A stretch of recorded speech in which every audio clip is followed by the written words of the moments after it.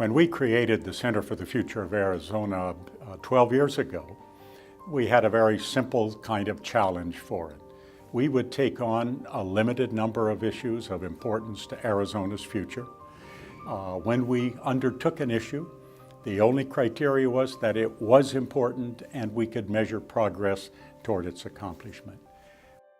With our name, I guess, Center for the Future of Arizona, people who we thought well of came to us and said, we need a vision. We need a way of describing what Arizona's future is that can truly shape decisions that could lead us there.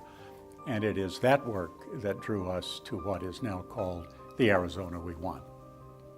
So our center has three major programs, and when a program is developed and mature and ready to go into the field, we create an institute within the center. We began work on the Arizona We Want almost 5 years ago now by engaging the Gallup organization. When we wanted to create a citizens' agenda for Arizona's future, we wanted it to be valid technically, and we wanted it to be bulletproof in terms of any question about its neutrality, about its independence. And as we did so, we worked over the ensuing 3 or 4 years, meeting with people all over the state, asking people to come in and take the Gallup Arizona poll, which we encourage everyone still today to do, to give us a sense as to what it would take to really take action, to move it into a mode of action. And with that, we created, beginning in March of this year, the Arizona We Want Institute, and recruited as its director, Darcy Renfro. Well, the Institute formally got started just at the beginning of the year in March, and the Institute really seeks to implement the citizen agenda that was derived through the Arizona Gallup poll and the citizen goals. What we're trying to do is connect to the pulse of citizens with leaders and toward specific actions that will help build a better, more prosperous state. It's very important that elected officials are in the room. So many of the issues that impact everyone's lives are done by elected officials at the policy level.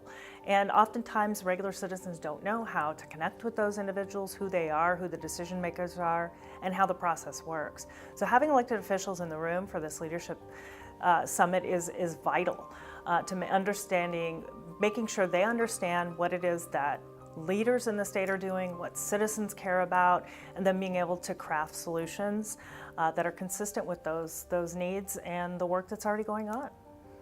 Committing to action in helping reach the goals that we've laid out and we've talked about over the last several years is extremely important. Commitment is what's going to drive a whole-scale mobilization of all of Arizona. We have to start somewhere. So starting with leaders who have the ability to impact broad sets of individuals and their networks or their constituents or their employees is a huge part of it. We could get all of the leaders in this room to commit to something or at least driving a broader vision, whether it's one or all of the 8 goals that we talk about, we're all rowing in the same direction, and that will start to create a real movement toward the future that we want here in Arizona. I'm regularly asked by citizens in all walks of life, what can I do? What can we do? How can we help? A couple of simple steps, I think, would enable everyone to join in it. First of all, we make it possible through our webpage to go in and take the poll and see how your views compare with other Arizonans' views. It's very instructive. You can even do it as a group where you can see how your organization's views compare with others. But moving beyond that, we now find that as organizations take the Arizona We Want and try it on for size in their own organizations, it really creates a bond, a recognition that this is us. This is us. We can do things about this without having to wait for it to be done by larger and other kinds of organizations.